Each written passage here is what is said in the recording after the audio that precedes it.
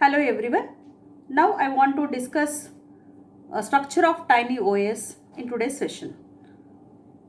So here the tiny operating system which can be used for the wireless sensor networks. So in a real-time embedded systems, we need the tiny operating system. So it is a purely open source, flexible and application specific operating system which can be used in the wireless sensor networks. So then you can observe what is the structure of the tiny operating system here. So generally you should need the scheduler here, run the application. So where we need the actuating, sensing and communication here. So nothing but here in wireless sensor networks we need the sensor nodes. So nothing but that can be purely used the sensing node.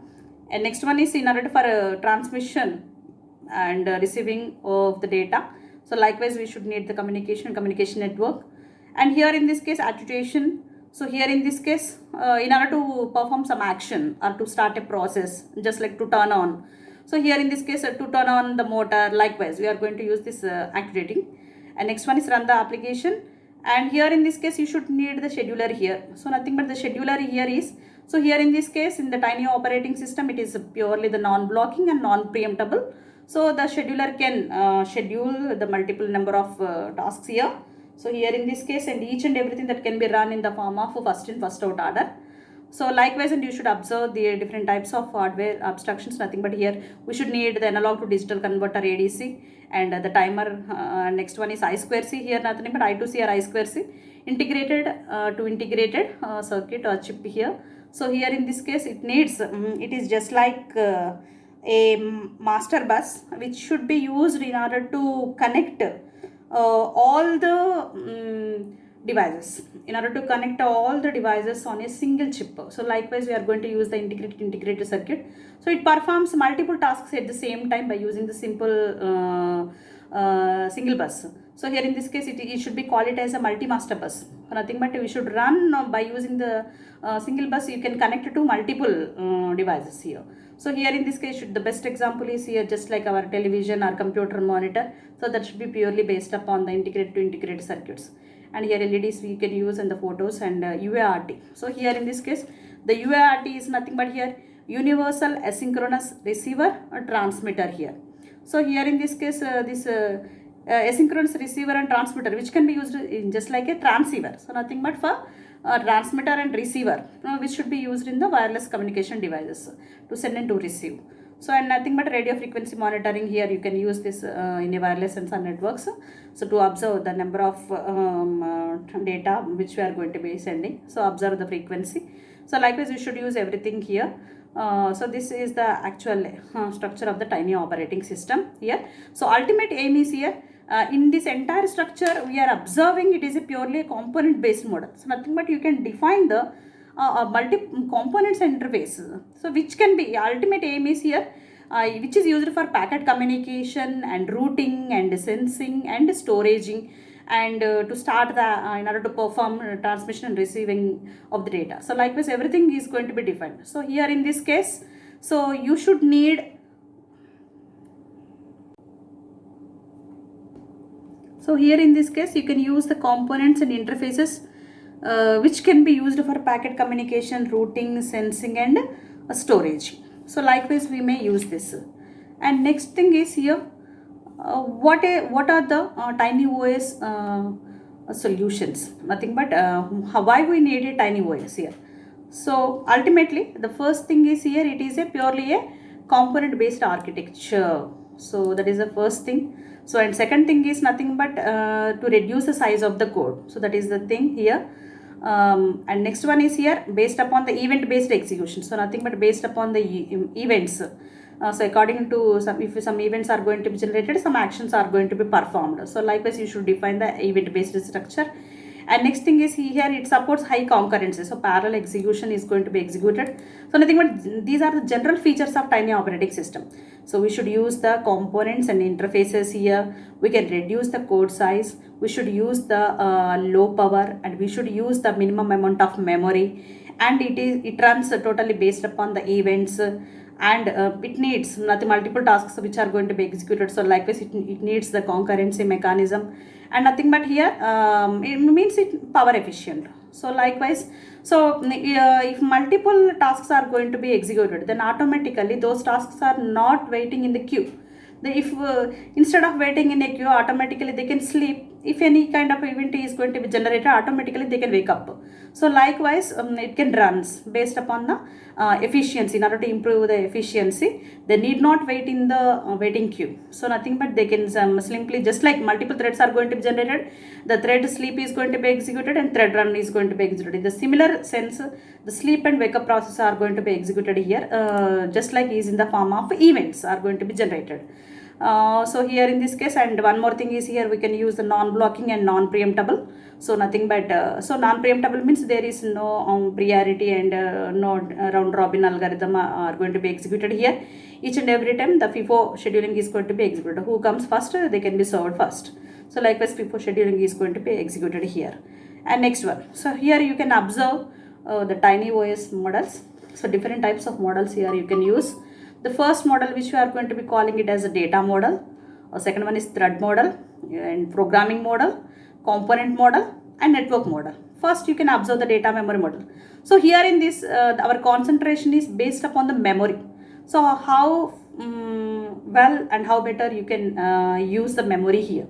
So here in this case already we discussed that, and if you are using the TinyOS operating system, you can use the NESC language, network embedded systems language, using C programming. So here in this case there is no need of dynamic memory allocation. There is no structure of dynamic. So here dynamic structures are not used here. No heap structures are not used here. Only you can define the compile time as well as you can define the runtime. You can increase the efficiency in both the times. So nothing but you can in which way you can specify the memory means here. The memory requirements and some memory constraints has to be followed here. So nothing but the memory allocation that can be done in defining a stack. So here you can define the stack here. So nothing but you can call it as a compile time stack or a runtime stack or a programming stack or execution stack or whatever it may be. The stack which can define the local variables and global variables. Nothing but the stack is nothing but it is a data structure. So nothing but to define the amount of memory which can be allocated for a particular task. Which set of instructions are going to be executed where the interrupt has been occurred and when it resumes the process, and everything is going to be stored in the stack. Likewise you should define the local variables and global variables for each every time. So nothing but the status each and every time you are going to be saved on the stack. Nothing but during the context switching you can save, you can restore and you can load, and likewise you can define the entire status in the stack. So and at the same time in running the functions, if it is any suspension is going to be executed in the normal code, then if it is moved to the interrupt service routine or event service exception service routine, then automatically that is going to run the code is in the form of exceptions or interrupts. Likewise you should define the functions or methods in the local variables by defining a stack. So likewise, and you should define the global variables also. So nothing but global variables which are going to be based upon the frame wise. So likewise you can run both the local variables and global variables. So ultimate is here in the data memory model you should define the static memory. You should not the dynamic memory. So nothing but you can define the entire memory allocation by defining by creating is in the form of a stack. So and one of the thing which we are going to be used is creating the local variables and global variables. Now thing is here, the ultimate thing is here, every time you are going to save the data on the stack. So that is the main thing here. So likewise if you are maintaining the stack here, then automatically it can increase the efficiency in the runtime as well as in the compile time also. Next model is here the thread model. So why we are calling it as a thread model means here the concurrency is there. So nothing but a parallel execution which are going to be executed here. So in the parallel execution, if you are going to execute a process, multiple threads are going to be generated. So nothing but here for each and every time thread is going to be running state, sleeping state, waiting state, likewise it is going to be executed. So here in this case the first thing is here 2 levels of scheduling, and second thing is here it should be based upon the task and it should be based upon the events here. So nothing but here, if a long running task is there, so it cannot be finished at a time. So it needs some kind of interrupts. Some kind of interrupts are going to be generated. Based upon the interrupts are going to be generated, each and every time the running task can be suspended, and the task is going to be next task is going to be executed. Likewise, the long running tasks which can be executed based upon some kind of generated interrupts. So this is the first thing. And second thing is here, we should not wait in the queue. So why? Because here, then each and every time it can go for sleep and wake up. So nothing but based upon the sleep and wake up calls, like sleep of one thread is sleeping, and after some period of time, if any time expires, then automatically it should be wake up. Likewise, by generating upon the any kind of internal or external events. So likewise, it can run. And one more thing is based upon the tasks, and another one is here events. So here task is nothing but here it should be run based upon the time. So nothing but according to the time, some background tasks are going to be executed here. So nothing but whatever the background task continuously running, those tasks are going to be calling it as daemon tasks. Either it is in Unix or shell programming or in C programming. So background tasks are going to be executed. Those are very important and highly important tasks, so that they may run. So likewise, atomic with respect to other task, and it can be preempted by the events. It can be preempted by the events, nothing but whether any kind of external or internal events, nothing but based upon the timer or any kind of internal events, the task can be preempted. So likewise, and the events. So one is based upon the time, and according to last in first out order. So nothing but and if there is no priority, some tasks are executing in the all the tasks which are executing in the FIFO order, and events are going to be executing in the LIFO order. So likewise, we can define the tasks and events in the thread model. So nothing but here multiple threads can be generated, and threads can sleep, and threads can wake up, and longer tasks cannot be run at the same time, so they need the interrupts. So likewise, you should define the task, and you can execute in FIFO order, and you can generate the events, and the events can be generated based upon the time. And the next one, the priority is not observed here, so likewise they may execute in LIFO order. Events are executed in LIFO order. So and next model is the programming model here. So programming model in the sense here, we should define an SC programming language here. So here it is a purely component based structure, and here you can define the based upon the modules. Nothing but here it can observe the modularity here. So nothing but, so you can define the components and you can define the interfaces. Nothing but here we can define components and we can define the interfaces. So here is in the cases, so here in this, the interfaces which are going to be used here.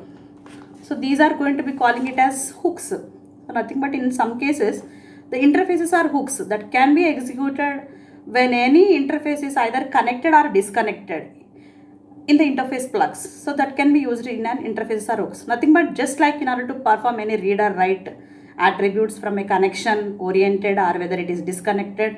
So nothing but the best example is nothing but in order to acquire the new resource or any update the databases, in that situation you need the hooks. So here in this, the hooks concept is nothing but it can be used in a connected environment as well as in disconnected environments. So just nothing but in order to execute the read or write operation, so and to nothing but to acquire the new resource, nothing but gaining the new resource, and next one update any type of database. So here in this case you need the interfaces, and next one is the configurations, and the next one is you can use the static structure, you cannot use the dynamic structure here, and nothing but code reusability is there. So nothing but you can by using the code reusability you can increase the efficiency of the programming. And the next thing is here, so here in this case ultimately it is a purely a component based structure. So nothing but generate, here in this case you can generate the events and you can generate the commands, and you can handle all the events. So here in this case component based model. So likewise it is purely based upon an event based model, and based upon that some events are going to be generated, based upon the event some actions are going to be processed. So likewise it is purely bidirectional interfaces. An application can receive the events and it can process and they can send. Likewise it uses the functions of bidirectional interfaces models. And next one is the concurrency model. So here in this case, you can define the multiple type of tasks are which are going to be executed parallelly, and all which are going to be executed based upon the scheduling algorithm called FIFO, first in first out. So likewise, and at the same time, multiple interrupts are going to be generated. So nothing but the process stops here and it resumes here, and likewise it executes. So likewise, some interrupts are going to be generated. So likewise, it achieves the two level of concurrency. And nothing but the first thing is executing the task, and second thing is executing in the form of interrupts. So this can be executed in FIFO order, and the interrupts can be executed in the FIFO order. So likewise, we can define the concurrency model. And next one is the, so here it is a component based model and the event based model, but both which can be used in the Tiny operating system. So an application, so and the component, some events are going to be received, some events are going to be generated, and it can be received by an application, and it can, nothing but some action is going to be performed here, and processing has to be done in the form of generating or issuing some kind of commands. So likewise, it can execute the tasks. So likewise, it execute the tasks in the form of components and interfaces, which can be used for packet communication, routing the packets, and storing some amount of data, and using in order to start a process, and using the sensor nodes. So everything is going to be done in this TinyOS basic constructs. So here in this case, so purely we should use events and tasks here. So nothing but everything that can be done in the form of timely manner. So nothing but you can use a timer here, and a converter, analog to digital converter. So you can use ADC interrupts here. So and next one, tasks are nothing but here. So nothing but in order to complete a task, we need a stack here. So nothing but in order to run the task, we need these tasks are based upon the executing is in the form of FIFO order, and they can be non-blocking, and they can be non-preemptible, and the processing has to be done, and likewise we have to complete the task, and some amount of memory is needed by taking the data structure called task. So everything has to be done with the help of task. So here in this case, you should use one of the language called NSC language. So this NSC language purely, which we are going to be calling it as network embedded systems C programming language here. So here in this case, generally in C programming language, we should use the concept of pointers, and you should need the memory allocation functions. But here in this case, there is no dynamic memory allocation, and there is no function pointers, and there is no heap structure.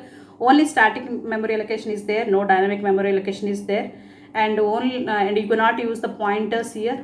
By taking the stack, you can use the limited amount of memory, and the code you can reduce the code size, and you can reuse the code.